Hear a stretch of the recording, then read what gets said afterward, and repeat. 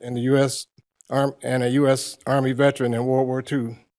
And whereas John D. Dingle Jr. succeeded his father, John Dingle Sr., in representing the 15th District of Michigan in the United States House of Representatives, being elected as the youngest member of the 84th Congress in 1955. And whereas John D. Dingle Jr. dedicated his entire life to public service and became the longest tenured congressman in United States history, serving a total of 59 years and 22 days. And whereas the popular congressman won 30 elections by an average of 73%. And whereas in John D. Dingle Jr.'s distinguished career, he chaired and served on many prominent committees, co-sponsored legislation creating the U.S. Commission on Civil Rights, co-sponsored the bill creating Medicare, and authored the National Environmental Policy Act. Whereas John D. Dingle Jr. was a devoted husband to Deborah, his wife of 38 years, and a loving father to his 4 children, Christopher, John, Jean, and Jennifer. Whereas John D. Dingle Jr. loved his country and lived a life of distinguished service until his passing on February 7th, 2019. And now, therefore, be it resolved that the Van Buren Township Board of Trustees honors the remarkable life of John D. Dingle Jr.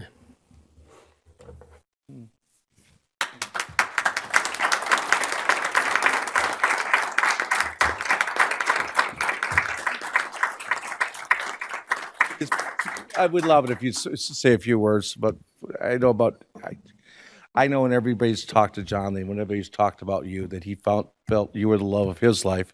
And he always used to talk about the fact that he finally met somebody that had all the same interests, and every day they would spend every day talking about the same things. And he was just so proud whenever he talked about you. Oh. I want to thank all of you. Mm-hmm. He loved you. He loved Van Buren. He loved your dad. Yeah. I can't talk. I'm trying to get. If I'm working, I'm okay. I've had a bad week because I really miss him. But I love you all for loving him. Thank you for this honor, and thank you for loving him. Thank you.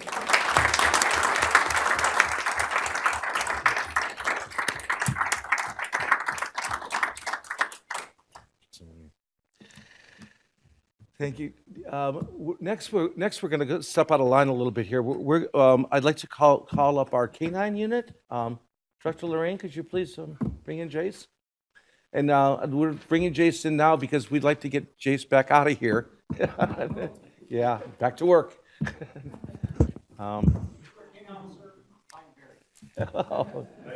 Officer Barry, hey. With the police department, this is our partner K-9 Jace here.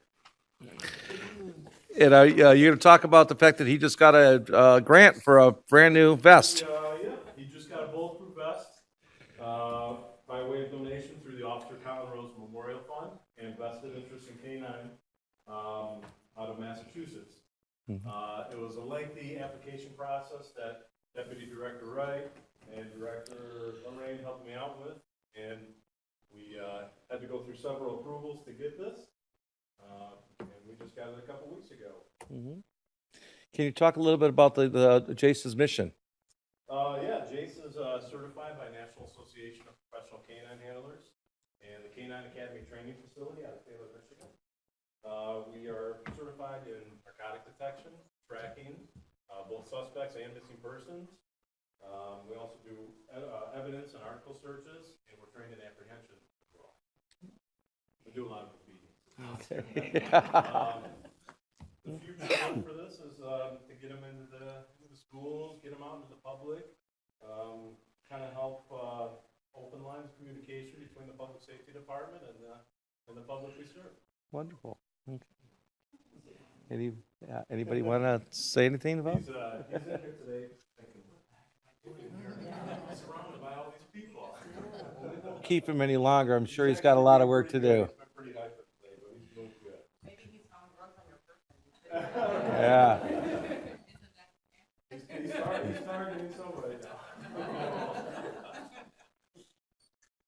Hi, Jake. Well, thank you very much for bringing him by, and we're pretty proud of the fact. I mean, I can't remember what that vest cost, but I think it was like $2,500. Yeah, so it's between like $1,800 and $2,300. Okay. Officer Colin Rose Memorial Fund initial $950 donation fee, so they sponsor the vest. Mm-hmm. And then vested interest in Canine is a company that basically provides a lot of medical equipment and canine protective vests for law enforcement agencies throughout the country, and they pick up the rest of the cost. Okay. They basically give us a sizing form. We go ahead and size them. Mm-hmm. And we give them that information, and then they send it down to their bulletproof vest manufacturer down in Fort Myers, Florida, which is Survival Armor. Mm-hmm. And it's custom fit to him. It's not a one-size-fits-all vest. It's tailored just for him. Okay. We're sending a letter of thanks to the charity on behalf of the board, so. Excellent. Thank you. Okay. I nominate Jace for the Officer of the Month for Van Buren Township. He's my officer of the month every month. Thank you. Thank you very much, Officer All right, Berry. thank you. Thank you. Thank you.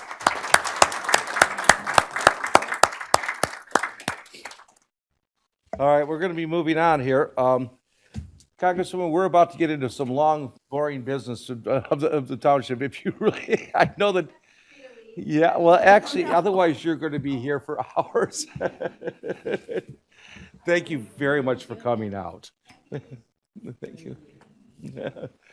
Bye, Congresswoman, thank you. Thank you for your service.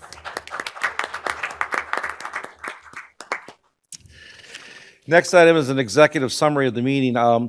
First, we'll be hearing what we call the consent agenda. These are items that the board agreed to yesterday. They're more housekeeping. Besides paying the daily bills, we'll also be granting permission for a home to be zoned as it should be in a residential area. It says industrial now. And we'll be granting permission to one of our homeowners to tie into Romulus's water. Their well went dry. They need some water, and they're right next to Romulus's. The neighbors are already on it. So these will be on the consent agenda. We'll then be discussing for approval the use and purchase of body cameras for our officers. We currently don't have that. We are looking at bringing that forward if the board agrees today. We also will be approving a lawn mowing contract, and finally, we will be making a decision on a resolution. This resolution will be attached to a grant, and that grant is to run the Iron Bell Trail along whichever direction the board decides tonight, and where it's going to go in our community. So that'll be the final item. Moving on, move on to the adoption of the revised agenda. Trustee White, could you please make the motion? I make a motion that we approve the adoption of the consent agenda, which consists of the following. Some of the regular, I move that we adopt the regular agenda as presented. All right, I have motion and support. All in favor? Aye. Opposed? Motion passes. Sorry, I have a little cheat sheet here, and I missed that one. Trustee White, could you make the adoption of the consent agenda? I move that we adopt our consent agenda, which consists of item number 1, the work-study meeting minutes of March 18, 2019. Item number 2, the board meeting minutes of March 19, 2019. Item number 3, the closed meeting minutes of March 22, 2019. Item number 4, the prepaid list of March 31, 2019. Consent agenda item number 5, the prepaid list of March 28, 2019. Item number 6, the prepaid list of April 4, 2019. Consent agenda item number 7, the prepaid list of April 11, 2019. Consent agenda item number 8, the voucher list of April 2, 2019. Consent agenda item number 9, the voucher list of April 16, 2019. Consent agenda item number 10, approval of resolution 2019-06, the resolution to release parcel 83-122-09-0005-71 from the Bonatti Farmland Development Rights Agreement 82-64338-12312. And the final consent agenda item number 11, the approval of an agreement with the owner of 39591 Price and the city of Romulus, granting permission for connection to the water system in the city of Romulus. Okay, I have a motion by trustee White and supported by trustee Miller. Hearing no objection, all in favor? Aye. Opposed? Motion passes. Next item is public hearing. We have none. Next item is correspondence, announcements, and presentations. Trustee Frazier, would you like to start? Okay. My announcement is about the 2019 yard waste season, which starts the week of April 1st. It's already in process. 32-gallon cans must have a yard waste sticker on them. And you face the sticker toward the street and place the container 5 feet from your garbage container. And there's a 50-pound limit. You'll have to bundle all your branches that are less than 6 inches in diameter and can't weigh more than 50 pounds. We've got weaklings, I don't know. And bundles must be no longer than 4 feet in length and 18 inches around. Brush larger than 6 inches in diameter must still be bundled. However, it is considered trash. You can pick up one of these flyers. They do have these flyers at the library. I think the Chamber of Commerce have some, and you can pick up one here at the township in the recreation department back there. So just get your yard waste out there. It's time to do yard work. Hopefully, spring is here. We'll see. Trustee Miller? Yes, this is from the Van Buren Township Department of Public Safety. Dated April 14th, National Public Safety Telecommunicators Week. The second week of April is recognized each year as National Public Safety Telecommunicators Week, bringing well-deserved attention and recognition to the public safety dispatchers who are an invaluable part of the emergency response team, assuring rapid response by police, fire, EMS personnel in the midst of emergencies. The men and women who take care of all the 911 calls and send assistance are often overlooked for the critical role that they play in coordinating first response and life-saving efforts. Van Buren Township and Belleville Police and Fire Departments rely on our dispatch center personnel for 911 and dispatching services. Emergency dispatchers play such a critical role here in our ability to assist community members in times of crisis and have a highly difficult and an incredible important job to do. The men and women at our dispatch center are a vital part, once again, of our public safety team, and we appreciate the work that they do each and every day. National Public Safety Telecommunicators Week. Okay. Treasurer Bud? Mine is a congratulation to my deputy treasurer. He has once again become a certified public finance administrator.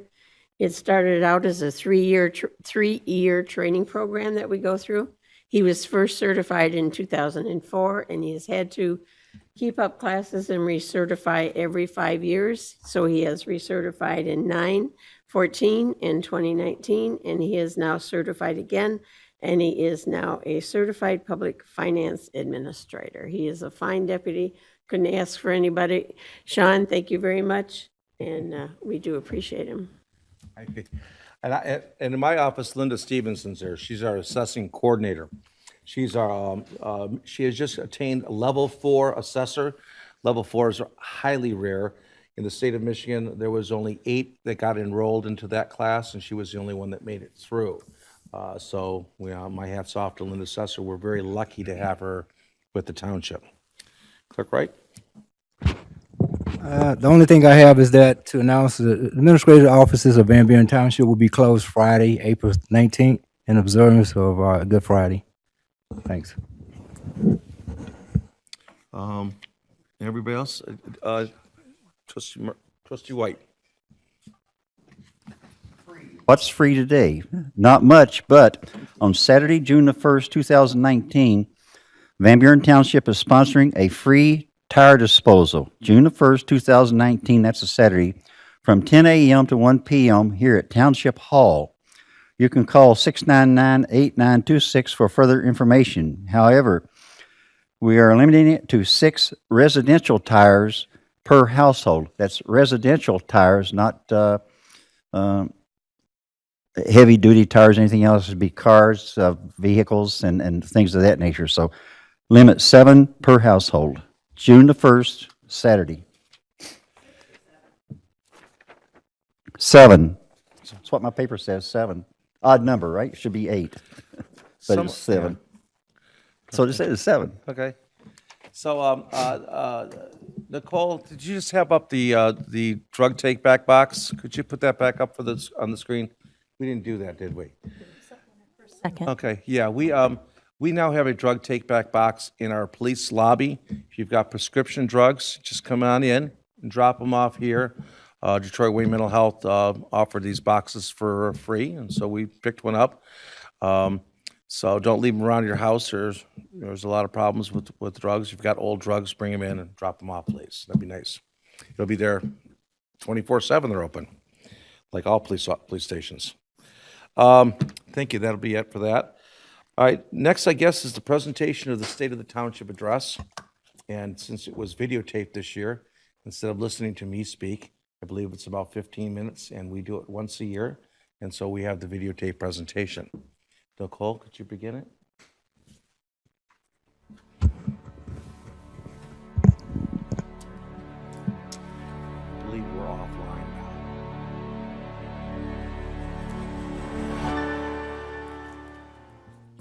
Welcome, I'm Kevin McNamara, and I'm the Van Buren Township Supervisor. I'm sorry I had a scheduling conflict and I could not be there today. I first of all, though, remember that I have to thank my board. My board works very hard. They care a great deal about Van Buren Township and the residents. Nothing gets done without the board's help and their input, and quite frankly, they have to put up with me quite a bit too. So not an easy job being a trustee here in Van Buren Township. Van Buren Township did have a good start though in 2018. In January 2018, our first act of business was to buy a $1.2 million fire truck. Conversely, in December of 2018, our last active duty was to buy a brand new fire truck. That paired with our fire truck in 2017 means that we have 3 brand new trucks, $1.2 million and $340,000 and $340,000 truck. I can't imagine anybody having a more modern frontline firefighting force. I asked Chief Brow if it was more modern than Ann Arbor's force, and she said absolutely. So we do have a more modern force. We have a great group there. We didn't just do that though. We fixed up the fire stations. We renovated them. We put in new carpeting, new LED lights, new electrical, some new furniture. We basically gave them a once-over. We're going to start taking care of our facilities the way they should be. That goes with our new dive trailer that we got the year before, our new boat, our new dispatch that we completely renovated and have just turned on and hooked up to some high-speed internet. All that's running right. Public safety's pretty much rebuilt. We've got a few more things, little things that we want to do, but the big ticket items now pretty much are done. Of course, equipment is nothing compared to what people are. People are the real thing that make everything work. And we're really happy to tell you that we've got 4 years of cost control and stability. We have contracts now with all of our major unions. We have the AFSCME union, which is non-police and fire. They've agreed to 4 years, so has the police, and so have the firefighters, and so has the command officers. And they accepted rates that were fair. They cared about our community too. They're basically getting 2% per year over 4 years, 8% works out to, which is fair. It's about what inflation is, it's about what our growth is, it's about what our tax situation is. So it's a constant against our budget. We're good there.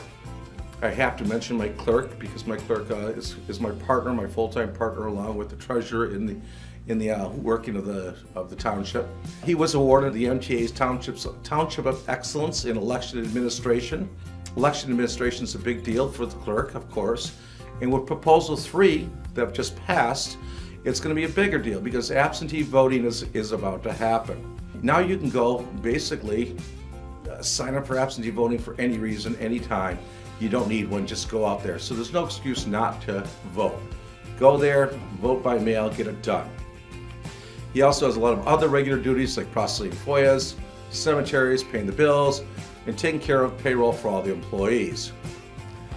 The treasurer, the other full-time partner over here at the Township Hall, she's very busy all the time. She runs her office very well. She's also applying for some MTA Township Excellence Awards. I'm sure she's going to get them, but they've just been applied. In 2018, the Treasury Department processed 37,000 separate cash receipt transactions. That's an average of almost 155 transactions a day.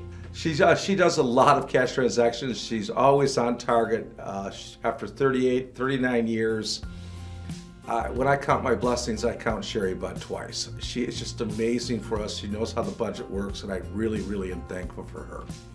Business, well, business is booming still in Van Buren Township. We are blessed with a perfect position with two major freeways, many off-ramps, stuck right between Ann Arbor and booming Detroit. Menards finally got open. Constellium is growing, Meisner's growing, Morgan Chase is growing, Costco's expanding. We're becoming the new data center for the Midwest for banks. We've got a US Signal that's moving in. And Subaru, who's one of the iconic car companies for millennials, they love that brand like it's, like Thanos loves Infinity Stones. Subaru has moved into our town, and their new headquarters, North American headquarters for research and development, is here in Van Buren, and we're very, very proud to have them here. Finances, we're very good. We're good, but the seven-figure surpluses that we had last year, the $1.9 million, they're gone. Our board has decided to aggressively start budgeting for long-term debt and to pay off capital improvements as they occur. To give you an example, we put $100,000 a year away for fire trucks. We just bought 3. It'll be 20 years or 15 years before we need another fire truck. 20 years before we need to replace all 3 of them. But in that 20-year period, we're going to need $2 million worth of fire equipment. So we're putting our money away now to pay for it. We're doing that for facilities. We're doing that for all of our big ticket purchases. Besides spending $1.2 million this year on a new fire truck, we also took $1.5 million and we transferred it to long-term debt. We also are building up our retiree medical. We're showing fiscal discipline by paying for things as they happen. We have what's called a CIP Plus program, which is an example of that. This is upgrading the administration building, which has not been upgraded in 25 years. New phones, new electrical, new AC, heaters, tile, paint. We're upgrading our audiovisual in the boardroom. We're also looking at things around here that haven't been replaced in 25 years, like our border signs, welcome to Van Buren. They're pretty much gone. We are ordering new ones right now. It's little things like that that make a community. People notice it when you've got a sign that's hanging and it's rusted and everything else. We need to fix our front doors up, and that's what we're working on, is our front doors. We're also aggressively pursuing alternative methods of financing high quality of life of community amenities, and we're doing it through grants and partnerships. Remember that, because that's what you're going to hear from us a lot in the future. The biggest grant and partnership is our water and sewer. It's a $100 million item in Van Buren Township. We got a grant from the state of Michigan for $770,000 to assess the system. We're still working at it, but everybody in the state of Michigan is going to have to do this. The interesting thing is that we thought ahead, and we went after one of the first grants, we got it. This is one of the reasons why we have the lowest water rates in the region. How low are they? I literally carry my water bill around with me just to show off how low my water rates are. Iron Belt Trail is another one of those partnership grant things.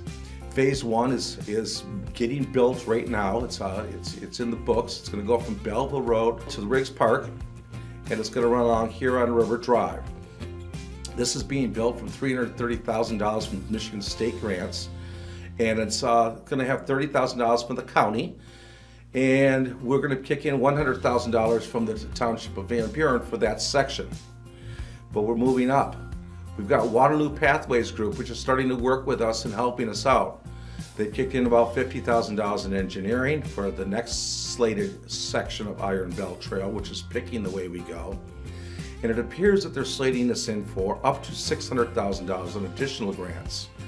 We're also working with the state of Michigan for more money from them. April 8th at the high school, we're going to have a town hall meeting regarding Iron Belt Trail. I think if you're a biker or a walker and are interested in this, I think you should come out. We also want to do some offshoots on the Iron Belt Trail to take in some of the subdivisions. The first offshoot's going to go south on Martinsville, and it's going to go to the Country Walk HOAs group. That'll bring in a large portion of our HOAs and connect them with our favorite city, Belleville. We also have another partnership grant. We have a summer youth jobs, which we call the Reel. The Reel is pretty awesome, teach kids life skills. So last year they actually had a team building exercise where they built a cardboard sailboat and had to sail it across a pool. And it was a competition amongst teams. But they have meetings where they have companies come in and teach them life skills, teach them about accounting and other areas that are important for kids to learn about. And they have discussions about it. So it's really a lot of more than just cleaning up the area. But they do clean the cemeteries. They do help seniors stay in their homes. Seniors cry when they get these things done because they never thought that they'd have their gardens back or their house be able to access their front door because it was so cluttered. And it's amazing how much good they do. We're doing this with a grant from the Detroit Wayne Mental Health Authority, which is a wonderful group, and they have a lot of fun doing it. Detroit Wayne County Mental Health also provides Narcan for all of our police departments in Southwest Wayne County. We're also getting it for our fire departments, and we're getting it for our schools. Belleville Schools got it. Trustee Miller is spearheading an opioid education forum, which we're going to have in about a month. We're going to do some opioid education. We're going to teach anybody that wants to come to it how to use Narcan. And we're going to give them a $100 Narcan kit to take home. You know, if you've got somebody that thinks they might need Narcan, it might not be a bad idea for them to show up at this meeting. Learn what they can do to help, and just in case it doesn't work, get a Narcan kit. The DDA Placemaking Initiative, which is a millennial park on Belleville Road, that is a partnership with the DDA. At any rate, it's going to allow homeowners associations and businesses to have a place to go meet. And also millennials can go park there, have lunch, relax, and talk. I never got that park until I was explaining it to a millennial who said that's interesting, but he'd never use it. But then I told him there was going to be Wi-Fi in the park, and his ears perked up. He said, "You're going to have a park with Wi-Fi? I'll be there every day." So now I'm calling it the Wi-Fi Park. Okay. And also the DDA built the overpass. The I-94 overpass had another partnership with the state of Michigan, $500,000. The DDA is an amazing group. We're so happy that they're here. The biggest thing, of course, that they're doing is the Van Buren Splash Park. The Van Buren Splash Park is going to be going onto Quirk Park. It's going to be over 6,000 square feet of splash park. It'll be the largest splash park in the area, and it will be absolutely free. Van Buren kids should not have to go to other communities to get premium recreation facilities. And we're going to start working on that. Now, this is a partnership with DDA, who's putting up $480,000 and taking the lead. The residents of Van Buren Township are putting up $270,000, and the Van Buren Civic Fund is putting up $200,000. This is their largest donation ever. They love this idea. It was designed for the children of Van Buren, this fund, and I don't know if the Civic Fund members are out there right now, but I wish they could stand and get a big round of applause. Gonna hold off while somebody gives them an applause. Civic Fund, yay. Thank you very much. Another partnership was with Wayne County and federal government, and that's $180,000 that we built a new pavilion out at Van Buren Township Park. We also had a $60,000 grant, CDBG, which we use for our playscape out at Van Buren Township Park. Again, partnerships and grants. McBride Road, Wayne County Grant Initiative, $500,000 plus on McBride Road, done. We've got some more money, about $700,000 for private roads. Sheldon Road, I believe, right now is looking at doing that, but they haven't gotten their paperwork fully in yet. If anybody's interested in redoing the road, running out of time, you're up against Sheldon. We're also worked with Wayne County. We've gathered almost $90,000 for park money from Wayne County and grant funds, and we haven't even programmed it yet. We know about where it's going to go. It's probably going to have to go to the MDNR park initially, just some of it, 20 or 30,000. The MDNR park is another partnership. DNR came along, and we asked for a grant to purchase that property, and they came back and says, we'll give you a deal that'll make you so happy that you'll take it. And they did. $750,000 was the open market price for the 3+ acres in the lake, and they offered it to us for $22,000. I'll take that deal. So in closing, I just want to state that we had a great year last year. We're going to have an even better year this year. A lot of last year was setting us up for this year. Iron Bell Trail, the Splash Park, the MDNR site. We're looking at possibly a community center. We've got more upgrades to our public safety. We're doing this all through partnerships and grants. We're doing a wonderful job at it. We've got a lot of nice things coming at you this year. We've got music in the park. We've got a great big band group that's going to open up all of our parks with 200 volunteers. More things that are going to happen this year, and next year it's just going to keep on getting bigger and better. I thank you very much for listening to me, and God bless you all. Thank you. That's it. As you can tell, I was given a couple weeks ago, so figured better that way than listening to me speak. All right, we're all set with that. Next item is there any other correspondence or announcements from the board members? Is there any correspondence or announcements from the public? Moving on, we're on to public comment. This section is how are we going to do this? New business.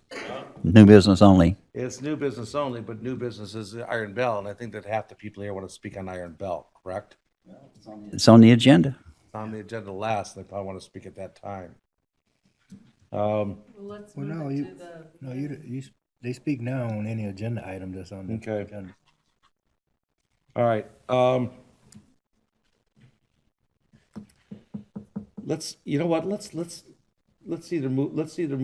move the Iron Bell to the beginning. I make a motion. You guys, You don't have to move it. You can move. They speak now on anything that's on the agenda for new business. So if they want to speak on okay, anything but that's they'll on the speak, and agenda. then we'll be waiting for 30, 40 minutes before we actually get to the Iron Bell agenda. That's the problem. Let's be considerate of our residents. Yeah, that's enough for us. Let's move it.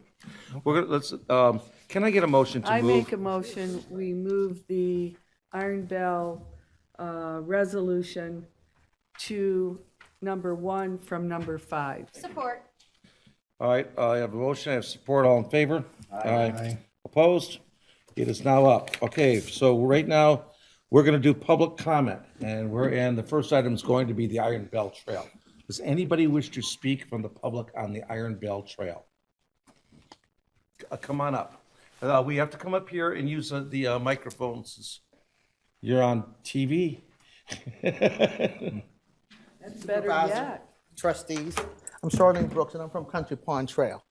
And my question was from yesterday, you said that, my concern, I'm not against the trail, but I am against if Country Pond has to assume responsibility.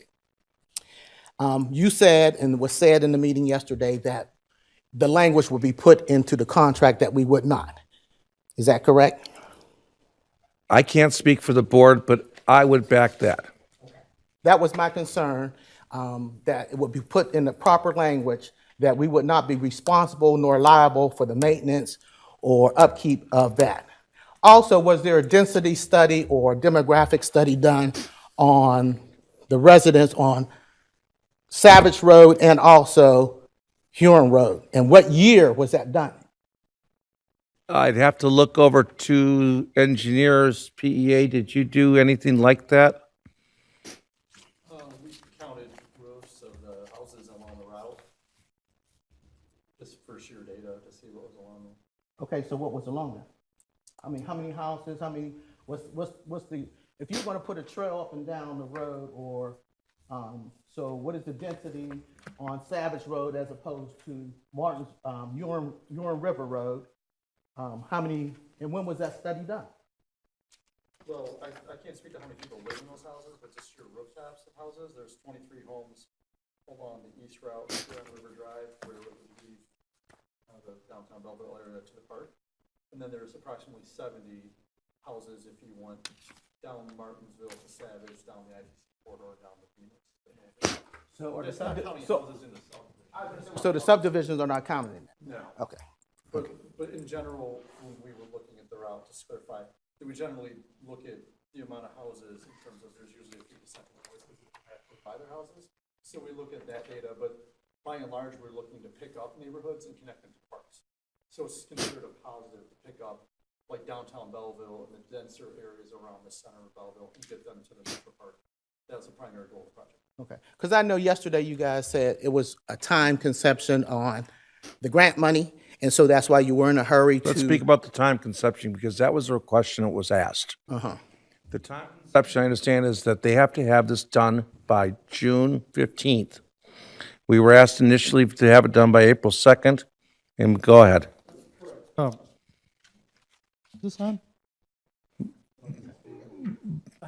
But there's many things that have to be done between now and then. Yes, yes.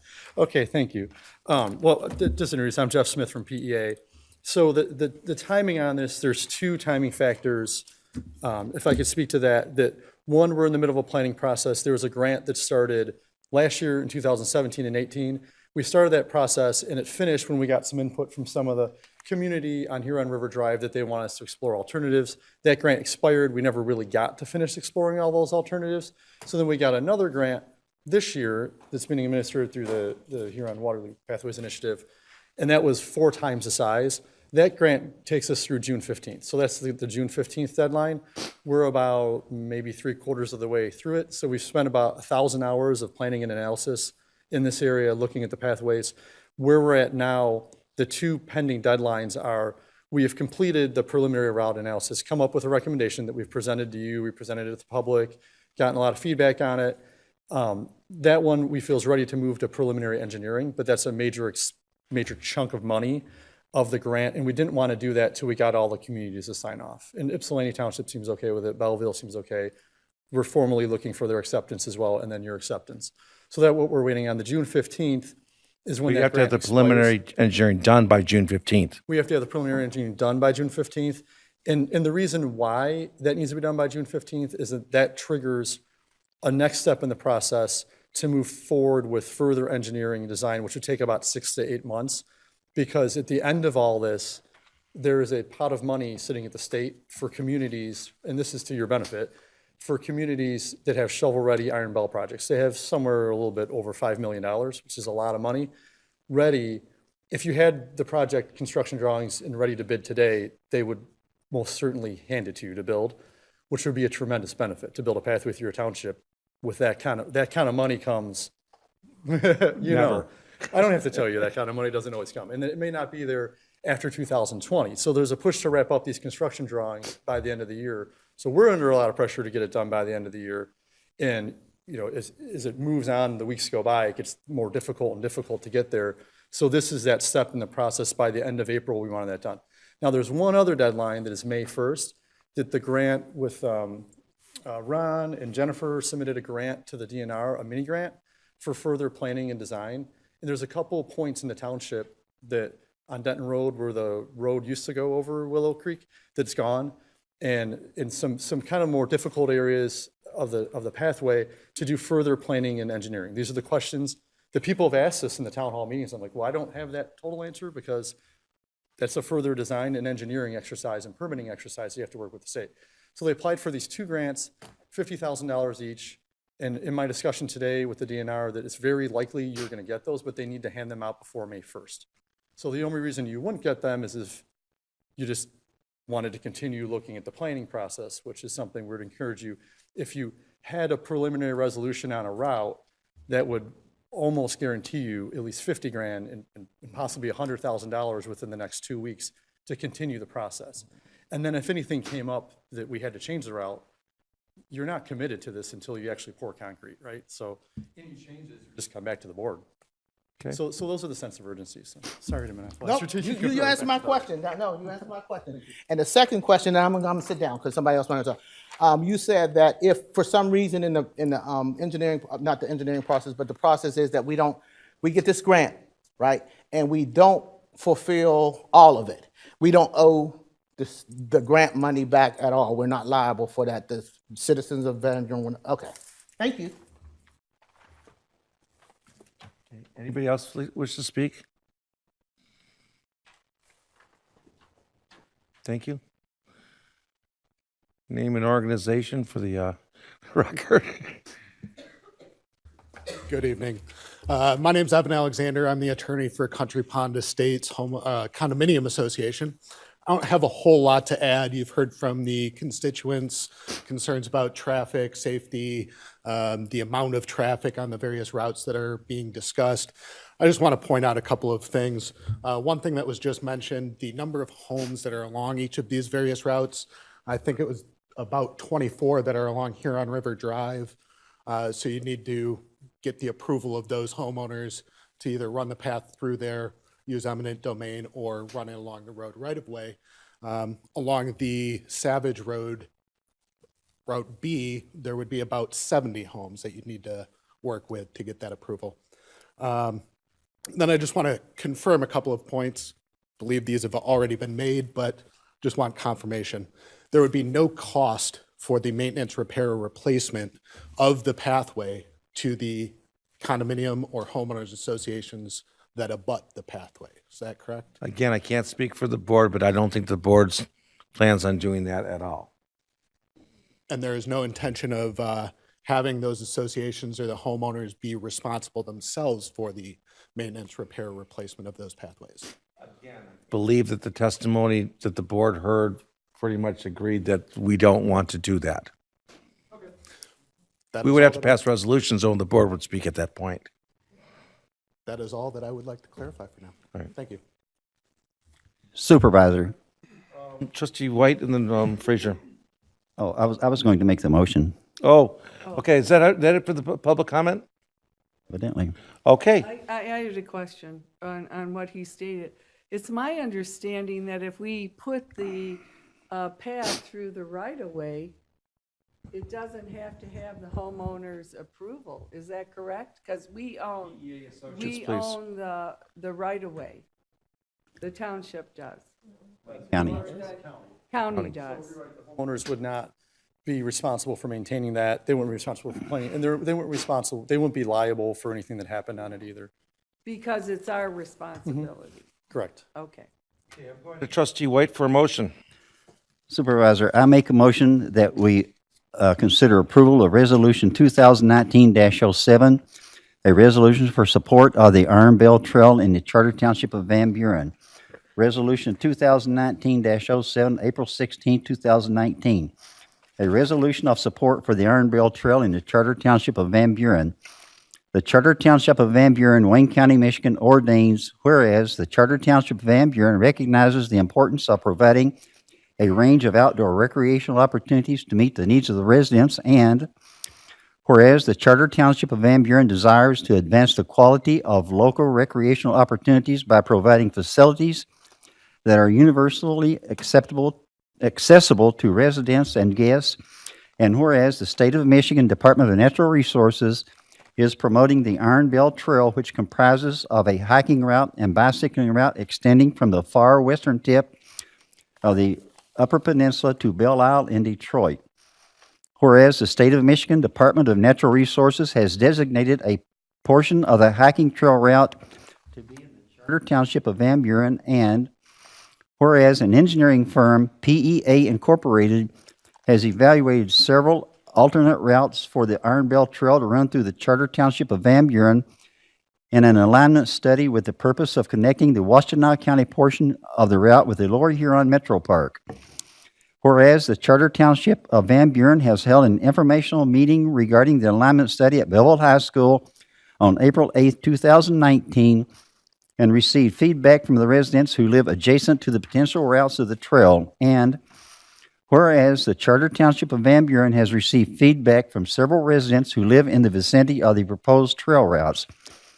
Therefore, it be resolved that the Charter Township of Van Buren supports to further advance the Iron Belt Trail planning and design efforts within the township, and therefore, it be it further resolved that the Charter Township of Van Buren endorses the route in the western half of the township, which extends north from the intersection of Relsonville Road and Grove Road to the I-94 South Service Drive into Van Buren Park, extending east in Van Buren Park to Denton Road, and then extending east on Denton Road until trail enters the city of Belleville.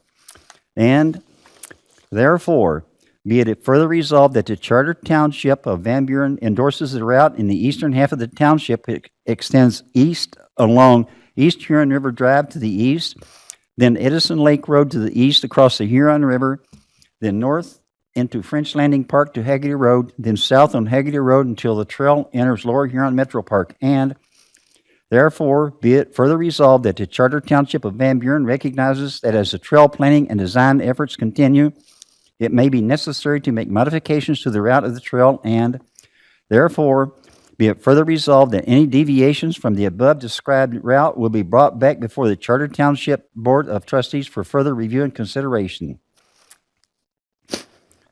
Okay. I need support. Trustee Frazier?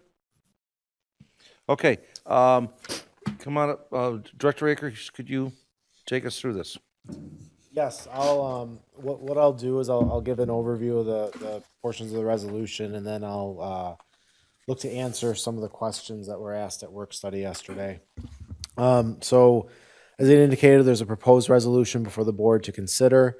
The proposed resolution in the motion was to consider the East Huron River Drive route on the east end of the township, and then the Denton Road through Van Buren Park on the west portion of the township. The one thing that I wanted to highlight about this route is that it is the recommended route from the engineers PEA who did the alignment study. But also the resolution includes language, as was spoken by Trustee White, which indicates that, you know, as we're going through this process of engineering the route and as we're going through this design process and meeting with other applicable agencies like Wayne County, if there are any changes or any roadblocks that come up, we are going to bring them back before the Board of Trustees for consideration. What I wanted to do was highlight some of the responses of the questions that were asked last night at work study. I know there were a few that were addressed. Specifically, we were asked to provide the attorney's opinion to the Board of Trustees regarding the sidewalk and snow removal ordinances that was emailed out this morning. We were asked regarding traffic counts along the proposed route on the eastern half of the township. And just to highlight them, SEMCOG does traffic counts every so often for different areas within its jurisdiction.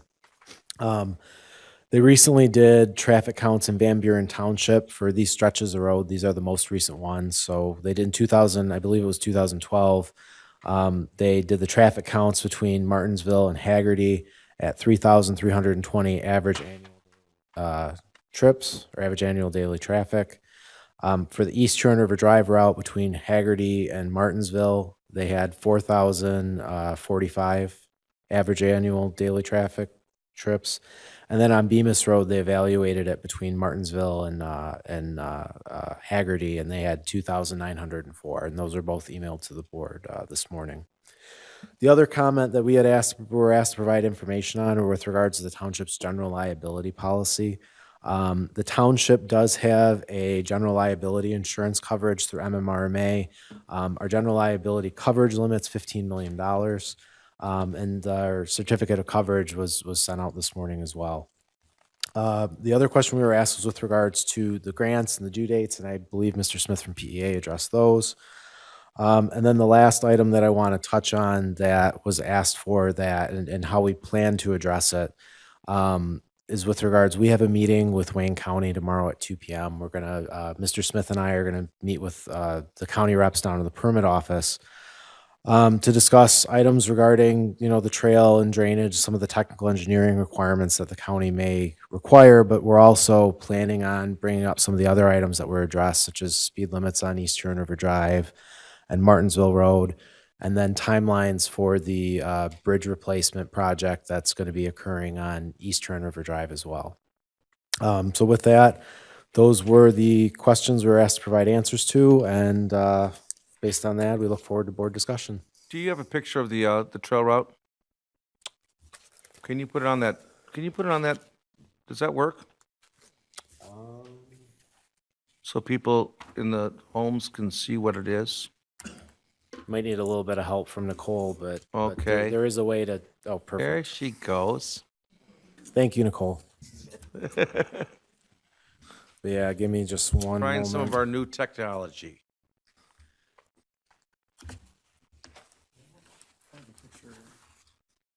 This one. No, he's talking about these An actual ones. picture?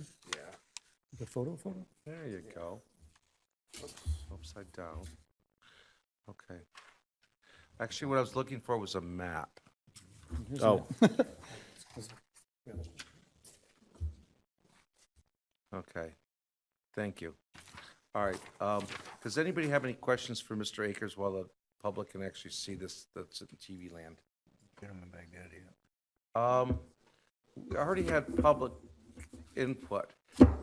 What would it be?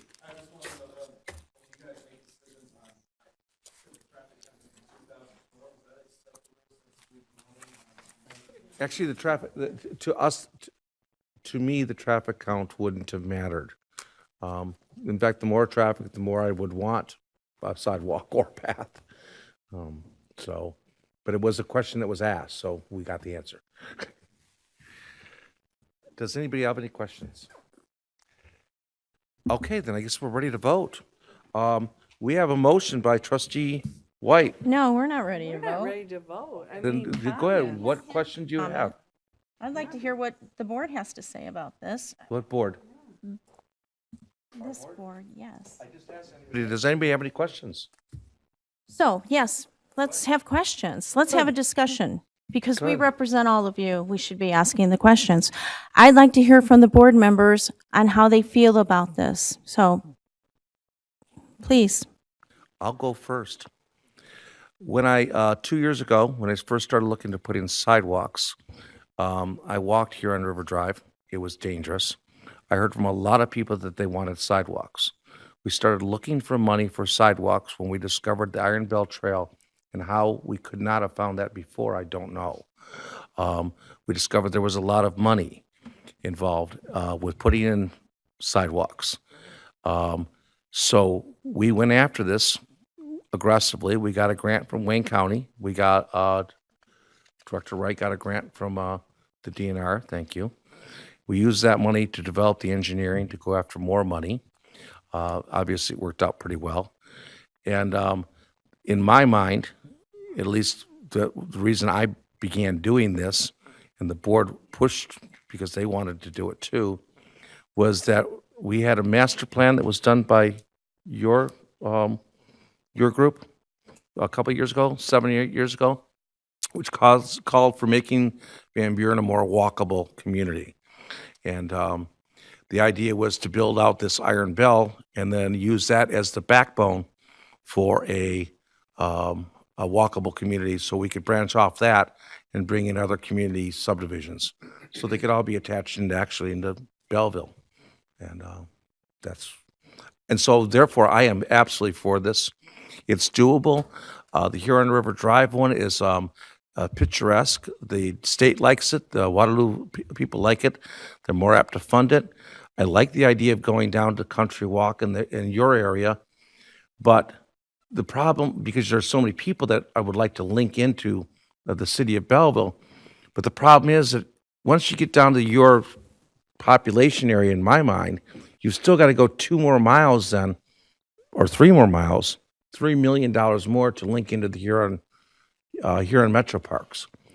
So I don't think we're going to get $3 million more, 2.3 I've heard, to get this done. Long story short is, this is doable. I think we can get the money. It could be the beginning of a backbone for a walkable Van Buren Township. And that's what I'm hoping this becomes. That's mine. I'll go. you want to hear? Like I said last night, my name is Leon Wright. I'm the clerk for Van Buren Township. I'm also the liaison for the Park and Recreation Committee. And this kind of spearheaded from the Park and Rec, well, it did spearhead from the Park and Recreation Committee. Once we learned that there was something that we could attain, which was orchestrated through the state, we jumped all over it. The ideal has always been planning through the Parks and Rec, just to make Van Buren Township a more walkable, rideable, bike rideable community, so that you can, the community, people, the residents of the community can get from one place to another without having to jump in a car and drive. I would support this project no matter which route it went because of the accessibility that we have. If I would endure if it came down Taylor Road. I'm an avid bike rider. I see some of the faces. I've seen some of the faces that ride bikes. I see if you really want to see people riding bikes coming off the corridor that we are recommending, I suggest you get in your car or get on your bike and ride down to the front part of Lower Huron Metro Park early on a Saturday morning or a Sunday morning, and you'll see those bikers filing off of Huron River Drive, coming into Lower Metro Huron Park, which has a bike trail that goes about 32 miles, and that's what's going to attract the bulk of the riders. When we're talking about making it more accessible, you're going to get riders that's avid bike riders that's going to come that's going to come down East Huron River Drive from Washington, from Canton. They're gonna abut from all other communities just to get to Van Buren Park, which now most of them, if they're not local, they have to get in their cars and they put their bikes on their cars and they drive to Lower Huron Metro Park and they ride that route. But if they can ride their bike there on a safe trail, they will. So yes, I know, like I said last night, this is a hard decision for any board member to make because you're always going to have opposition of anything that you bring forth. There's going to be some opposition. We understand that. I understand that. That's why I want to hear everything that you have to say, and I take all that into consideration. But as I've always said, my job as a trustee of this township is to put the residents first and make my decision based on what I think is best for the majority of all the residents. And I think this is a viable project that's going to benefit the majority of all 30,000 plus residents of the township, and I support it 100%. Supervisor. Trustee White. I fully support this trail because I believe that all of us need to put our left foot in front of our right foot, turn the TV off, and get to walking a little bit. I think it's very beneficial to all of us. I fully support this route, but I have had requests for this route also to come down West Huron River Drive into the city because a lot of people on the western side of the township wanted to come that way. I didn't have an answer for them. Also, there is no fee for a bicycle when they enter into Lower Huron Metro Park. When you enter the Metro Park, you can bike all the way to Lake Erie and back if you take your lunch and you're strong enough and have enough stamina to do that with. Be ready for tired legs, because if you haven't ridden a bike that long or whatever, you will be tired. Also, as I stated, it'll go all the way to the Lake Erie Metro Park. Another thing is, if you have the stamina, the guts, the willpower, and the desire, in just a very few years, you will be able to go to Iron Mountain on the bike trail. However, you are not allowed to ride your bike across the Mackinac Bridge. The bridge will bring a truck to pick up your bike and put you in a van and drive you across. I think the fee is minimal, 50 cents or $1 or something like that. So that'll be another exciting thrill. I'm very pleased that we are entering into this, and it's supposedly will not be completed until about 6 or 7 years from now. So there'll be small portions that are completed here and there, but this is a long-term deal of about 7 years to complete this, as we are currently told. I think it's definitely a benefit to Van Buren Township. We have a lot of young residents who exercise regularly It will benefit them right off the bat. We have a lot of kids and with parents that are really going to enjoy getting on their bicycle and riding on that path. We also have a lot of seniors who will ride a portion of the path, okay? But, you know, myself and my wife, we walk it mostly instead of biking it. Both of our bikes have flat tires. They haven't been off the garage roof in about 5 or 6 years because we enjoy walking it and stopping and getting off and looking and walking into the bushes to chase a snake or a rabbit or something and see what's going on there. But this is a great advancement and improvement for the health and wellness of our township, and I fully support it. Thank you, Supervisor. Through the chair. Actually, it's Trustee Martin and Oh, then Trustee Miller. I think the Iron Barrel Trail is a great asset to Van Buren Township. It will link our communities, it will link us to our metro parks, and I just think it's beneficial to be healthier. I may even get out there and dust my bike off and ride also. I just think it's a good situation for our township. I'm in favor of it. I'm in favor of the selected route also. Trustee Miller. So, most of you know, I'm Reggie Miller, Van Buren Township trustee, and I do ride these trails. I ride Savage, I ride Huron River Drive, Martinsville, every year, each year. So I know these roads well. I can say that. And I want you to know that the Iron Bell Trail was originally set to be, and it is, it's 2 trails that will span the entire state of Michigan. One's for hiking and one's for biking. Ours is for both, actually. And the proposed trail is 7 miles long and will cost approximately $7 million.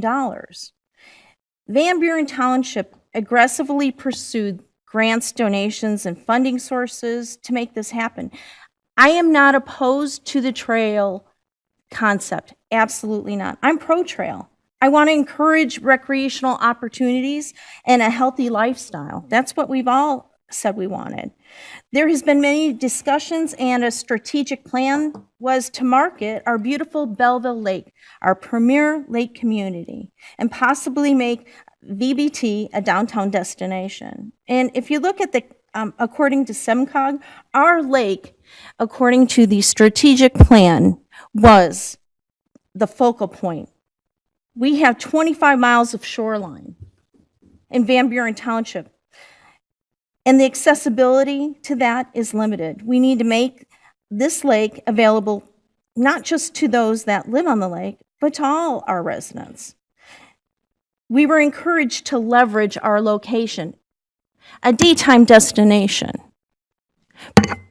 Make them come and spend the day here. So, I support the concept absolutely of this trail. And I think we all do, but here's the rubbing point. But not in my backyard. Not here. We want the trail, but we don't want the locations. And that's difficult.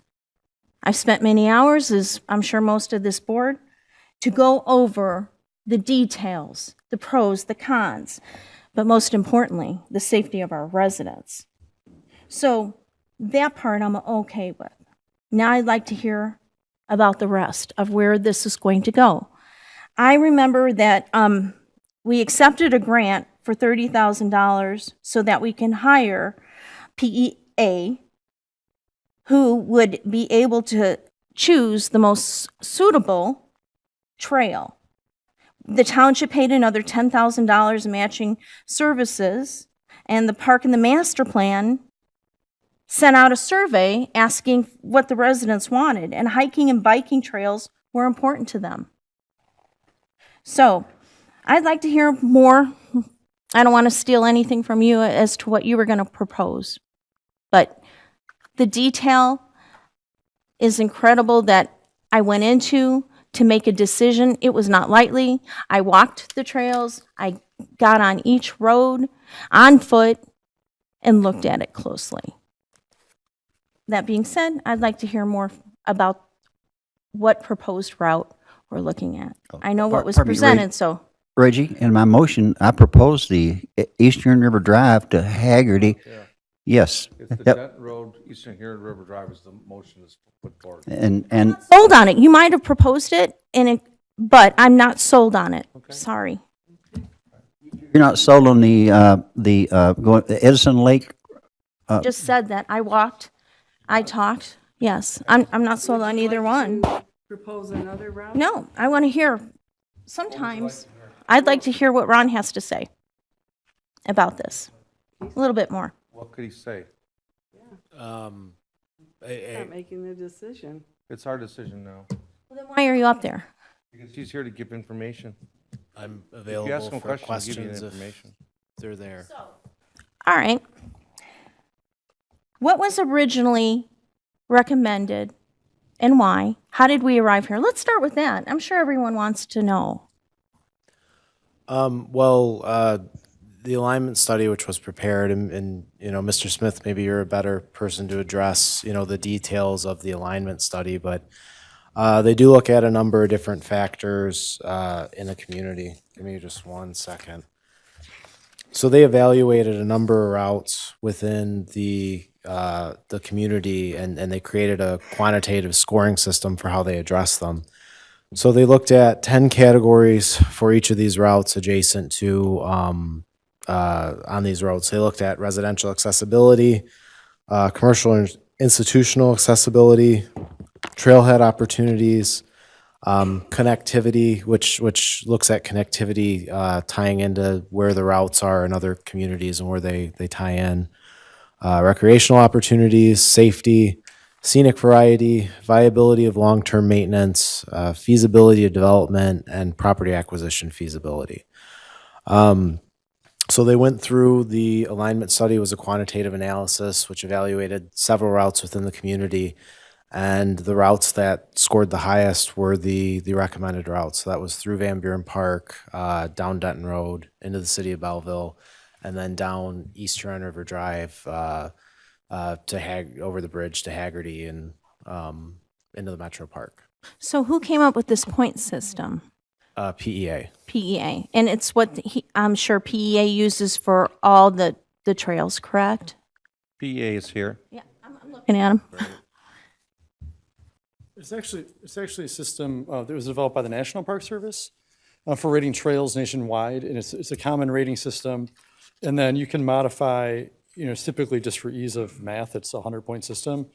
And you can modify, we've used this in 15 different communities maybe, but you modify it based on the type of community. So being that this is more of a suburban community, if we were doing this in a rural area or like out in Montana, we might weigh the scoring system slightly different for what the issues are. But yeah, it's a common system so that you can have some sort of data points to make decisions. But keep in mind that the Iron Bell, it is intended to showcase the highlights of the community. So things like making these key connections, going from Hydro Park to Van Buren Township Park, that was a key connection to connect people to parks from neighborhoods, connect people from Belleville to Van Buren Park. And so that's why there's a lot of park connections you'll see along it, as well as churches, schools, walkability. So it's inherent with these type of scoring systems. If you just ran the route, say like way down Bemis Road or like way out away from things, they just don't score quite as well. They might be more scenic, but they don't. That's why it's a balance system, and each category gets roughly the same amount of points. I think the residents need to know how we got here. And I wanted to, may I, Board? Ask another. sure. So ADA accessibility, how is that factored in, and will it be factored in? Yes, well, it is and it isn't, because as part of, this is a planning exercise, as part of design, it's going to have to be designed to be ADA accessible. So things, if you're looking at a route, and even some of the safety things that we're rating, we're looking at it from our engineering perspective as to how it would be if you actually built a pathway there. So say if you look at the Haggerty Huron River Drive crossing right now, is a pedestrian crossing. That's not safe. That would score terrible. But we're looking at it as if it was a fully engineered and constructed pathway so that you would have push button, ADA push button pedestals. So you can wheel up in a wheelchair, push a button.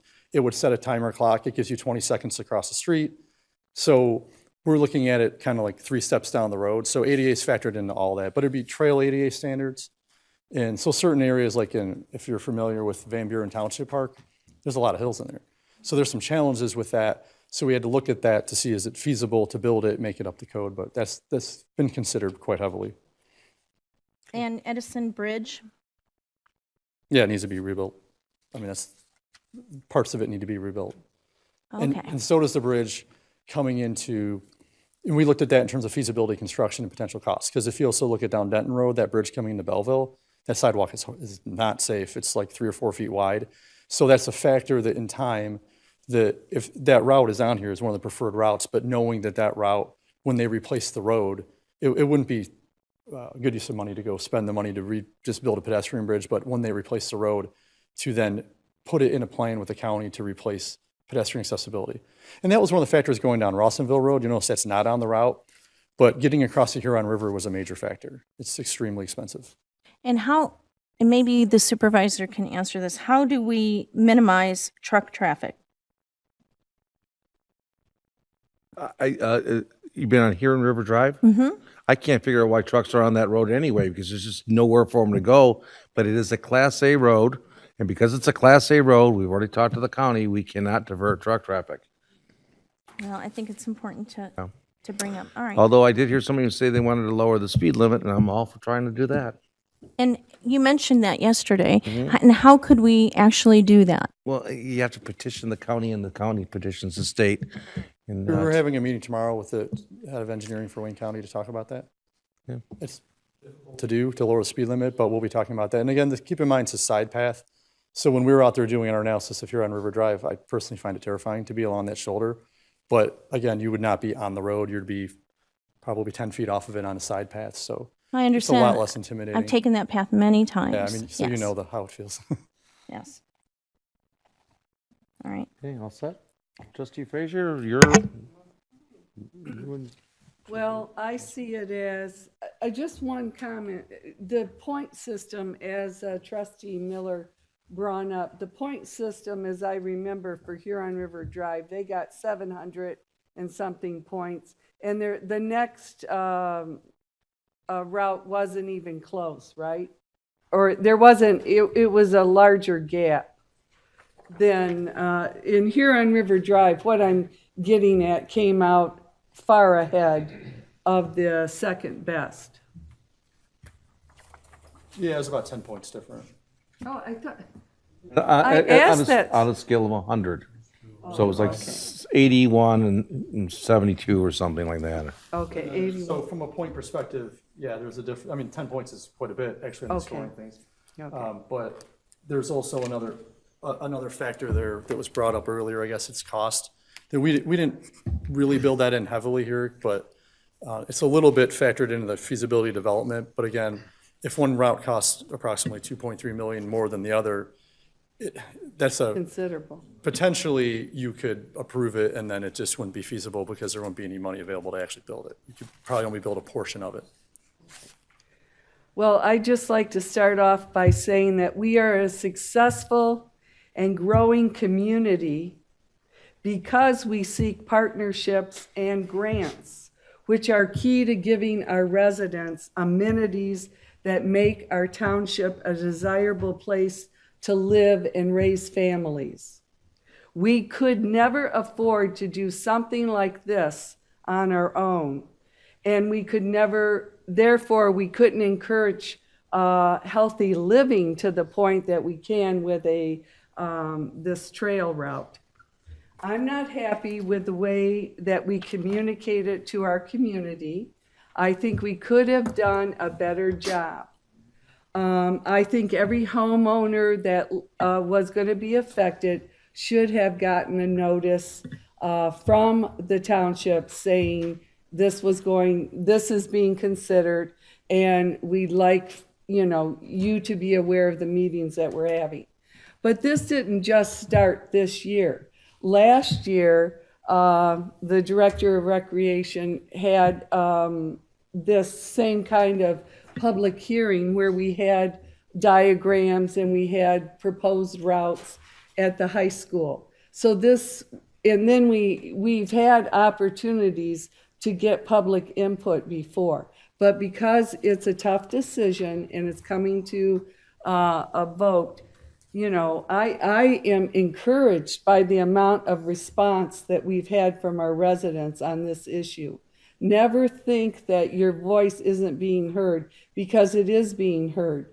Sometimes the decision doesn't go the way you want, but you getting involved is key to keeping a democracy strong and keeping a township moving forward. So I just want to say that. Let's see, we've already paid $30,000 out for engineering plans through PEA. They're professionals. They've done it in Washtenaw County. They're linking us up with Washtenaw County. They're connecting all our parks, which we have a large investments in parks in Van Buren Township.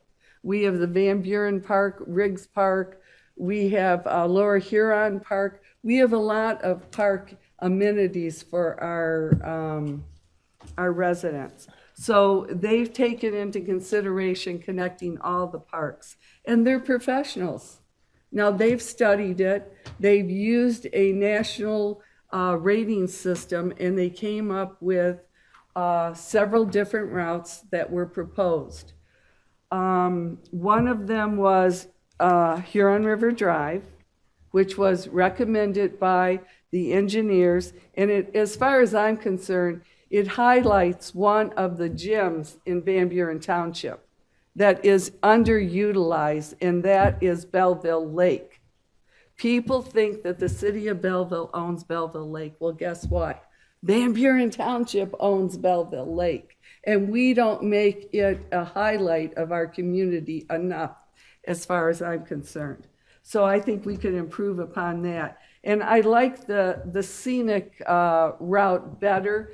I know that it has tremendous safety considerations, but I think we're going to work with the county on getting, if we can get the speed limit lowered, we might be able to. You never know. Eureka Road had their speed limit raised. So don't shake your head no. It can happen. I'm just talking about one place that got it done. That was Romulus. So I eliminated the ITC recommendation simply because it was too restrictive. ITC puts a lot of restrictions on a community that comes on their property. We would have tremendous liability as a township if we used the ITC property. And I don't like the fact that there's electromagnetic fields that bikers would be going under and kids would be going under. So I had to eliminate that.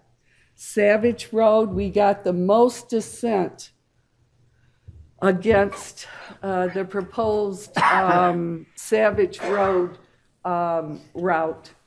And that was, I personally didn't like Savage Road because there's 12 subdivisions on Savage Road. There's a school, and that is a major, there's buses coming in and out of there. They have evening performances there. You know, they do other things. It may be, some people may think it's safer, but personally, I think the congestion on Savage Road would not be good. And I didn't take this lightly. This has been a tough decision. I mean, it's not an easy decision. And I've been on boards before where I've had to make tough decisions.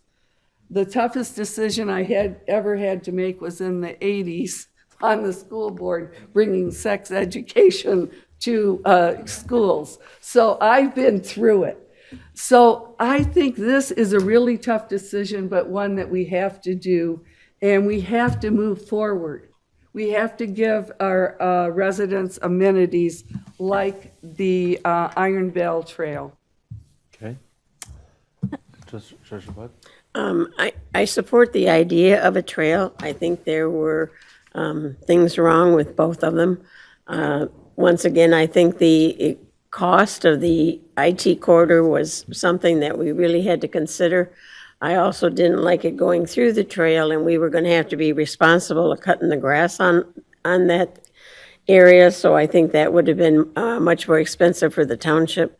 So, and we hired professionals to tell us what they thought was the best one. I do appreciate all the letters I got, and I know we got letters from people on Eastern River Drive that aren't happy with that. I hope that when it does go through, they'll work with those residents and we can help them to solve their problems so that they will feel comfortable when this does ever, when it does get built, that they will feel comfortable with that. Once again, I thank you for your letters. I do have them all here, and I understand the concerns from the people from Country Pond. I understand that. And so I will support this because I would like to see the connection trails. Okay, I'm going to call for a vote. One more. Okay. You know, since last night, I spent a great deal of time. I was up till 1 a.m. going over all this, making a decision. I walked that Huron River Drive, and I walked down to Edison, went across, went around the dam, looked at it all. But you have to know that even with all that, if you consider reducing the speed limit, how do we keep our residents safe from not getting hit by a car mirror? That's a concern. And I know this board will look into that. And the snow and the maintenance, we need to address that. The budget, we need to address that just for this trail and to stay on task. That's important. And reports need to be given to this board. We need to make it safe for not only the homeowners, but also the cyclists. And yes, I understand that bicyclists need to make it safe for themselves, but you have drivers who nowadays are distracted, who veer off because they're looking at their phones. And is 35 miles enough? No, it's not enough. And when a car and bike collide, it can be fatal. So that's a huge concern for me. All right. Did you, 30 One- seconds, right? Sure, that's Okay. all. And the only comment I want to make is I'm very pleased with the actions of the board and the residents on how we came to this agreement on the Iron Bell Trail. But I'd also like to ask one question. This board has made a decision for every foot of that trail from the western part of our township to the eastern part of our township going into the Metro Park. No changes can be made to this unless they come before the board again for Written into the resolution. no changes. Okay. All right, I'm going to call this to a vote. I have a motion for approval by trustee White, and it's been supported by trustee Frazier. It is to consider approval of resolution 2019-07, which is a resolution of support for the Iron Bell Trail within the Charter Township of Van Buren. Hearing no further discussion, all in favor? Aye. Aye. Opposed? Motion passes. Thank you very much. Thank you.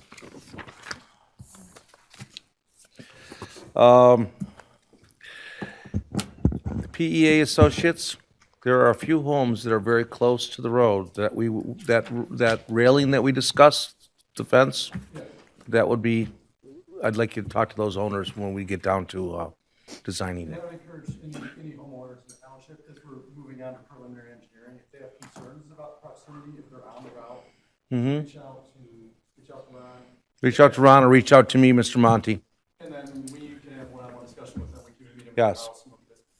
Okay, Please keep reaching out to the board. okay. Thank you very much.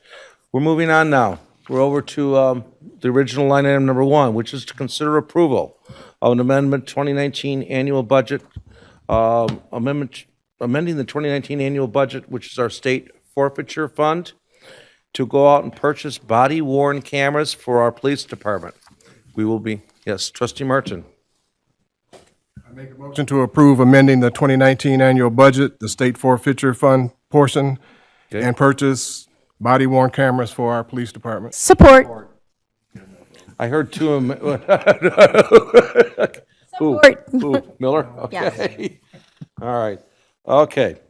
Director Lorraine, could you tell us about body-worn cameras? Yes. 2 years in the making. For our audience and also for our viewers at home, last night at our work study, as you well know, I presented to the board and we had discussion on purchasing body-worn cameras for police officers in our department. With that being said, for the last 4.5 years, Van Buren Police Department has been researching equipment for the police department and purchasing body-worn cameras to promote transparency, accountability, and to mitigate risk imposed by civil litigation. Storage and capturing of such footage would be stored on an existing 100 terabyte server that has been already purchased through the generosity of the Van Buren Civic Fund. This is not a cloud-based storage solution and the most economical way to store electronic data. MMRMA, which is our insurance carrier, it's the Michigan Municipal Risk Management Authority, will provide up to $500 reimbursement per video or body-worn camera that we purchase through this risk avoidance grants program. Clemens class crash and citation revenue, along with state forfeiture revenue, will be utilized for this purchase, so there's no cost to the taxpayers using their funds. I also am asking for support to move forward with this project in an effort to continue to build trust, be more transparent to our community, and for body-worn cameras to be part of our officers' everyday uniform. This will not only hold our officers accountable for their actions, but it will also hold everyone around them accountable, including public and other first responders accountable as well. I also requesting the board to consider and purchase of 35 body-worn cameras, including any necessary auxiliary material, for the cost of $45,000 to be expensed through the state forfeiture fund. Okay. A lot of, for 2 years, we've been talking about this, and the whole board has been talking about it.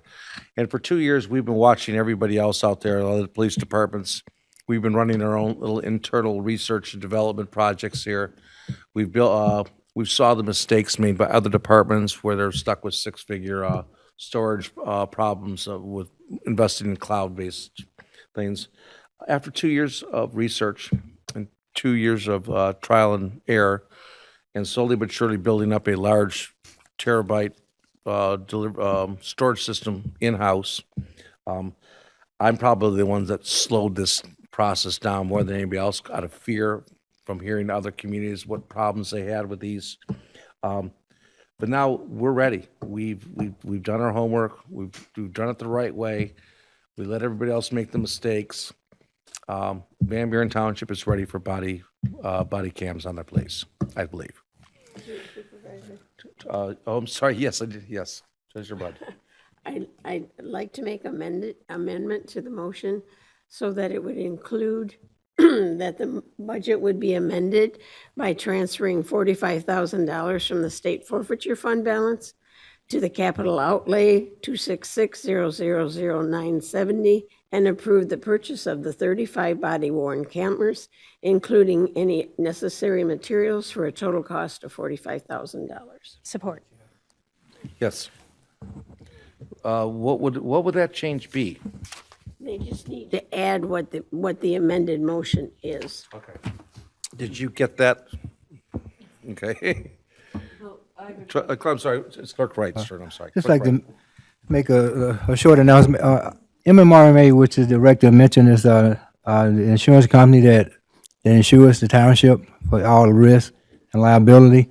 I'm the risk manager for the township, and body-worn cameras is something that we've been talking about. I'm also a board member for MMRMA, and we meet monthly to talk about the risks that townships and city has going forward and how they can mitigate them. This is one area in which it can be mitigated by wearing body-worn cameras. The big issue was that a lot of townships and especially smaller townships and cities, couldn't afford them because of the data storage.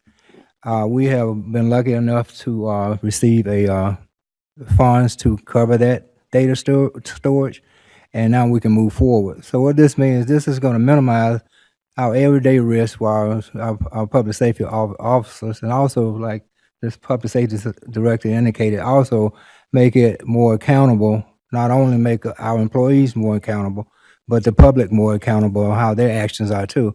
Because the township, go through a lot of lawsuits. I'm the one that represents the township in regards to the lawsuits when they happen. And this is gonna increase our probability of winning a lot of those lawsuits because you're gonna have more data. You're gonna have the actual occurrence that can be seen. The car can only pick up so much. These body-worn cameras can pick up everything from going into the house, coming out of the house. Some things may have to be redacted, but it will give a more clear picture of exactly what happened, what's happening in the incident, and who's telling the truth. And I think, and also the most important part is cut the liability in half. Our officers are doing a great job now.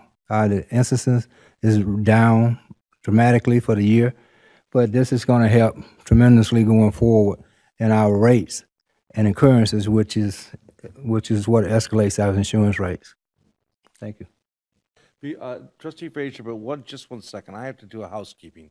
Trustee Martin, you made a motion, and Treasurer Bud made a slight amendment to it, to a different fund. Do you accept that change? Because you're the maker of the motion. Yes. Okay, and Trustee Miller, you accept the change? Thank you. Trustee Frazier, please. I just want to say that we're fortunate to have a forward-thinking public safety department that tries to stay up on everything and keep public safety at a top notch that we offer.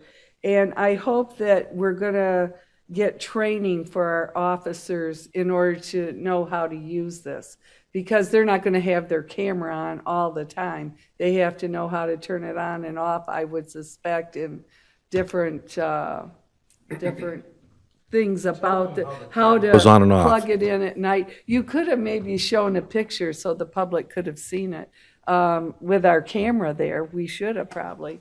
But anyway, the training is covered in the funds that we're going to get, we're authorizing tonight, or the training's going to come out of another fund, because I'd like to see it all covered at one time. Training and getting acclimated with the body-worn cameras will be a process that we go through. We're just not going to throw a body camera on an individual and throw them a magazine or throw them instructions to say, here you go. There's also policy involved.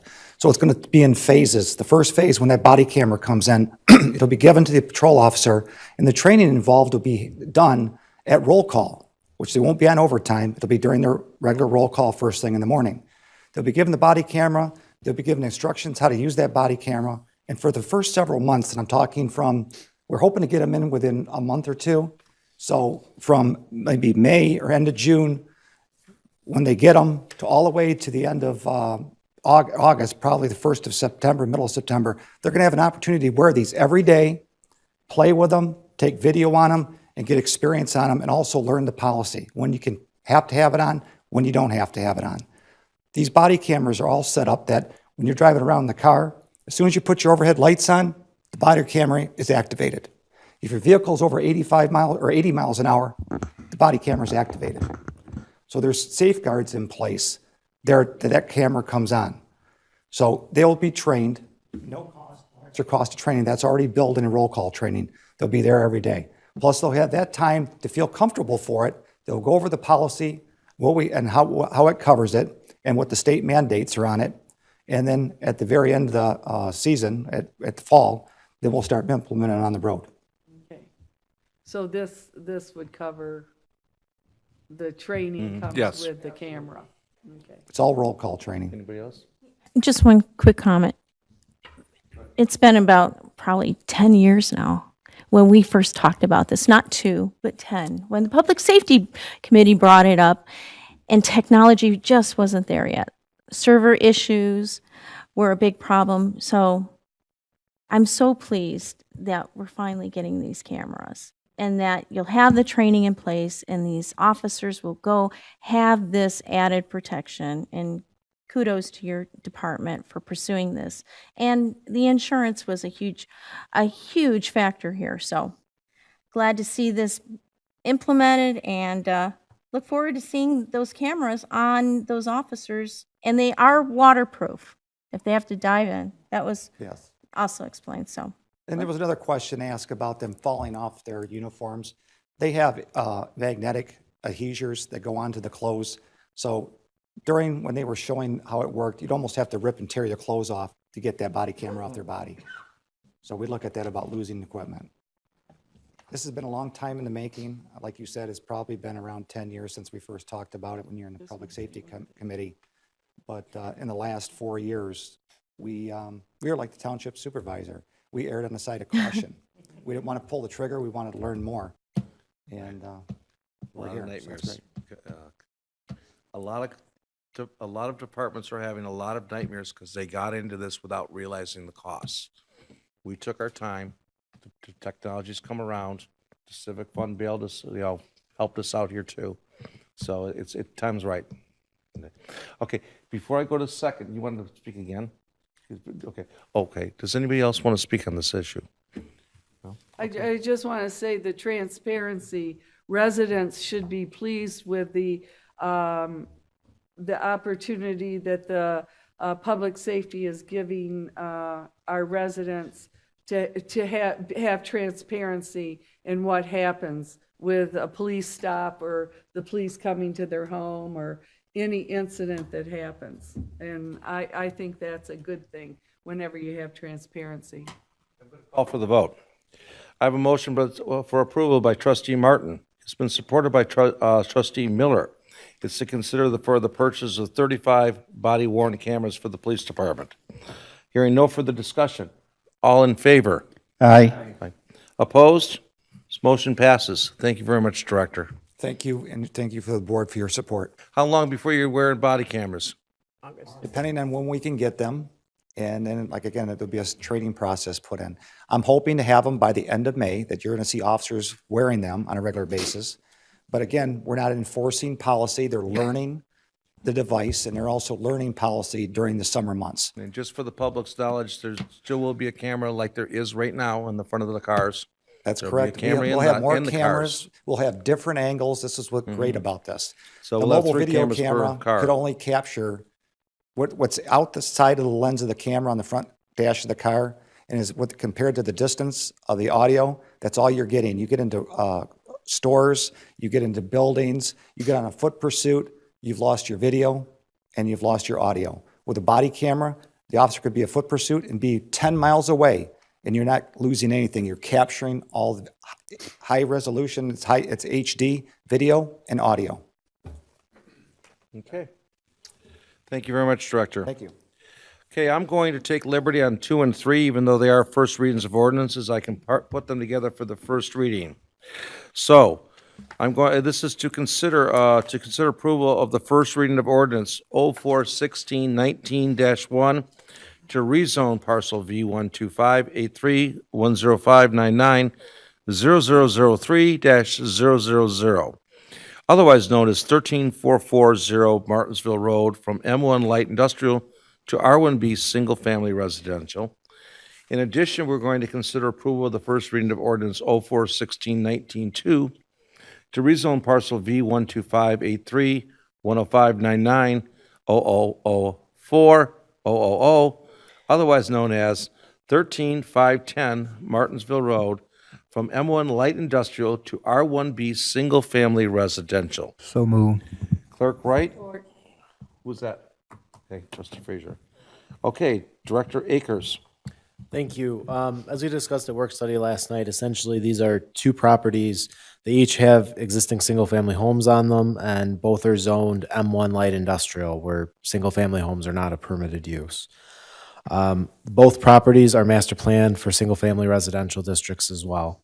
So essentially, as I had indicated, the owners are attempting to sell their properties, and their buyers are having trouble with obtaining financing due to the fact that the properties are legal non-conforming.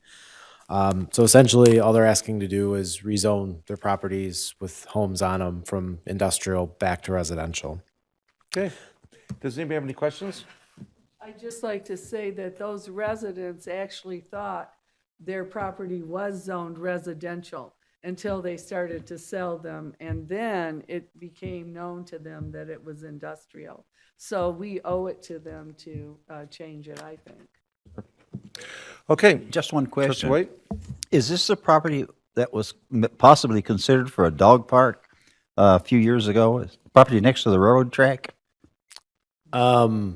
This property was never considered, to my knowledge, for a dog park. But someone wanted to turn it into a dog park.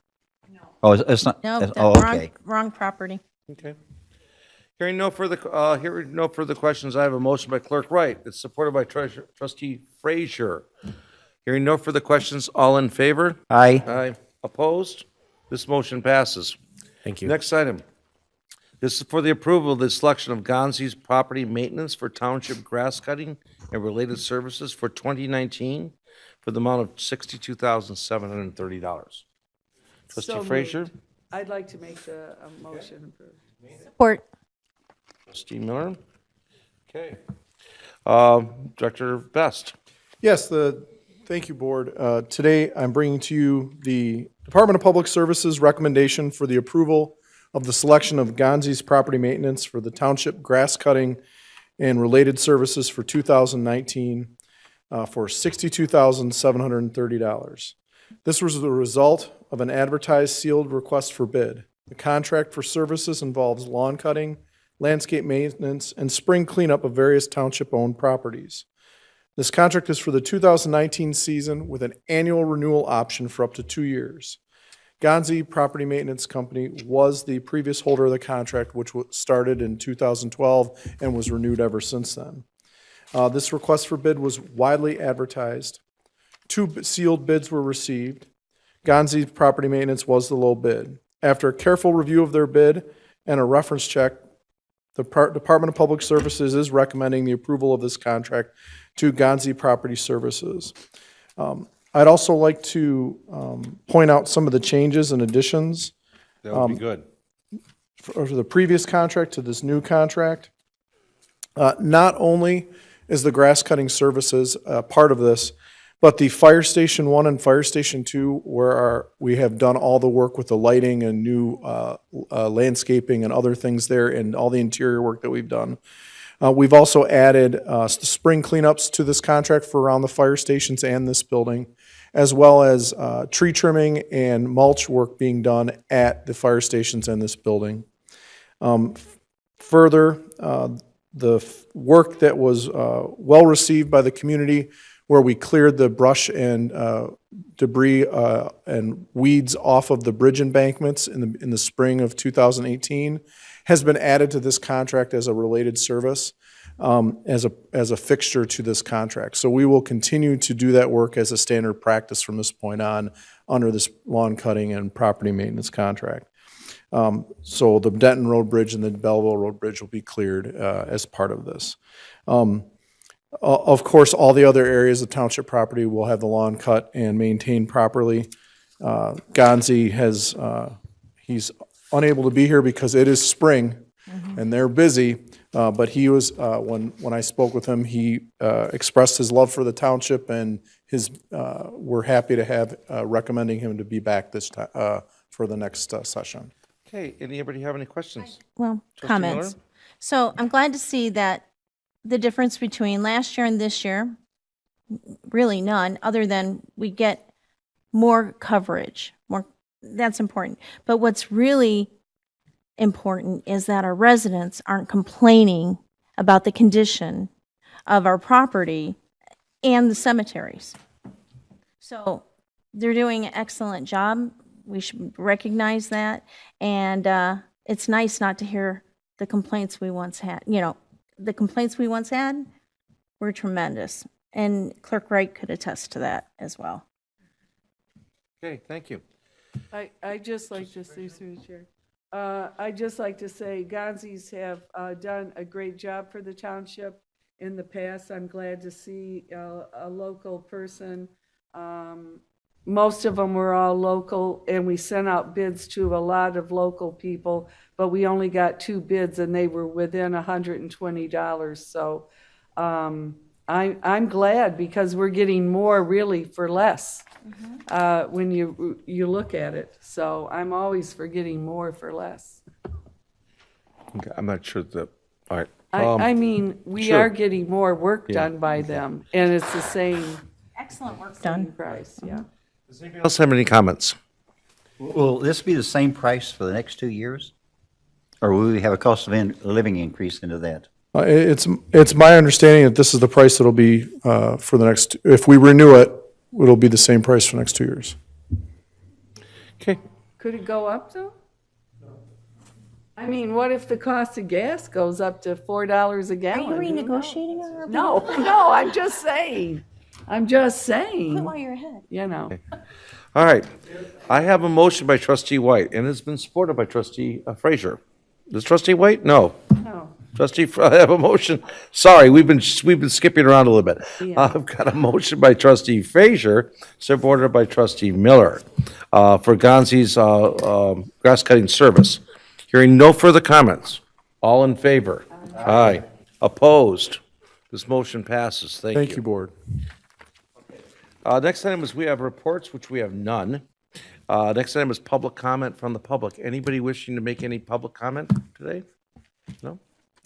Okay, come on up. Sure.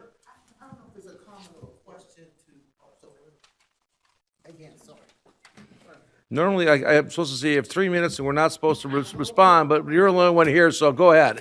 Oh, just to the police department, how is the replacement and the cost replacement? Is that going to be from the forfeiture fund also? They have a 1-year warranty, and then after that, we probably would have to go with the replacement, with the, Who does it? With the state with forfeiture fund? the state forfeiture fund, which we have about $150,000 in. Okay? Thank you. We had. I think we're about to spend 45,000 of it. All right. Let's see, any board comments? I have one. I'd just like to encourage everyone to take a look downtown on 4th Street and take a look at the library. It's going up very well. They've got the roof on, or they're finishing the roof today, and they're going to start bricking at the beginning of May, is my understanding. So our tax dollars are well used. Need a motion for adjournment. I make a motion to adjourn. Support. Supported by Bud. Hearing no abstention, I call this adjourned.